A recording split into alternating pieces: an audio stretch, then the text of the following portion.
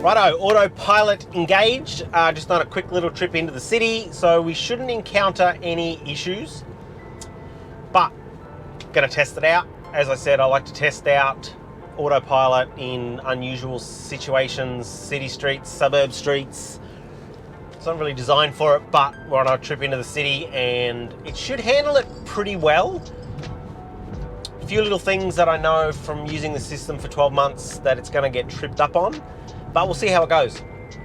I had a 10 to 15 minute conversation with Grok the other day on a drive, and it was actually fascinating to learn how autopilot is enhanced, how it gets better, and the times where I need to take over or something happens and I need to disengage, I should be reporting that, because that report then helps the Tesla system and the Tesla techs be able to build improvements into software updates. So yeah, that's the plan, is to, anytime I need to take over or something happens, I am going to let Tesla know by hitting the right scroll wheel once, and then just the first word you say has got to be report, and then just a very brief explanation of why, and that just helps the system improve. Tesla goes through a lot of data and reports, and therefore what I've done might actually help improve the system in the future. So that's what I can do until full self-driving comes to our little baby hardware 3. Until then, I get to play around with autopilot as if it's driving me everywhere. For those that don't know how autopilot works or how to get it to work, if you go into your settings into autopilot, you just have to make sure that autopilot is on auto steer beta, and the autopilot activation, I've got the double pull on the drive stalk on the right hand side, so I double tap down and that starts it, and you know it's operating because of the 2 blue lines. If I was to take over, those blue lines disappear. One push down is speed sensitive autopilot, so it only does speed and distance control from the car in front, but by doing a double pull, it then does auto steer as a beta. Now, this has been in the software for a long time. I would say it's much more advanced than a beta tagline. So far on the highway to here, no interventions, it's going superbly. One of the, I would say, not failures of auto steer, is in Australia we have some very long, wide intersections, like this one we're about to go through. There are no lines for about 15, 20 meters, and sometimes the car just doesn't, it doesn't have the lines as a reference, and so therefore it almost wants you to take over. Sometimes it absolutely nails it, sometimes it fails. Although when there are cars around, I feel like it does a much better job having other vehicle references to know where it is on the road. This is another intersection where there's no lines for 20 meters, 25 meters. Auto steer aborted for a system error. Report auto steer abortion.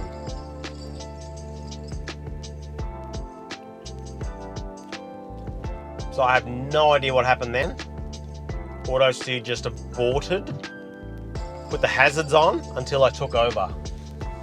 So I'm not really sure what went on there. There was nothing going on around. It braked and stopped appropriately, but that's interesting.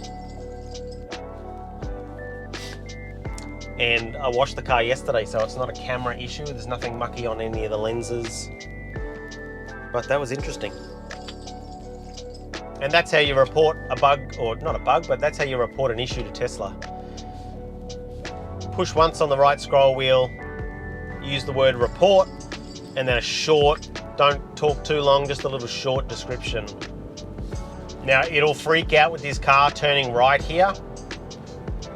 I'll have to accelerate through now, because otherwise it pulls back too far. It almost gives it 10 car lengths of space and it's just annoying for cars behind. So I do know that a car indicating into a new lane or taking an exit off a highway, it brakes and holds right back. It's not that good. Trying to have a prediction on when full self-driving for hardware 3 will be available in Australia. I'm hopeful before Christmas. I would love there to be the month November in the date. That would be pretty phenomenal to have that before Christmas, but I'm hoping before Christmas we get the opportunity to have a hardware 3 self-driving. And I do hope that same rollout is on a subscription model, because nobody ain't got no $10,000 laying around. This stretch of road through here is gonna test the system. It's tight, it's narrow. Okay. It braked heavily, but it's still going.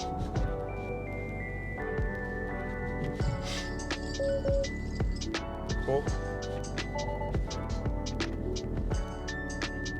Wanted me to touch the wheel there, but it freaked out. So it's doing, ooh, see, it's swerving all over the place because it's trying to find the lines. But it's auto adapted to the speed sign, actually, which is new. I've never seen it do that in the city. And it should go to 50. Now it's wanting me to adjust it, but it went from 50 down to 40 on its own. So it's not doing too bad so far. A lot of people say full self-driving is almost like a learner driver, and I'd agree with that. It's jerky, it's not smooth, it's, what's the word? Reactive. Very reactive.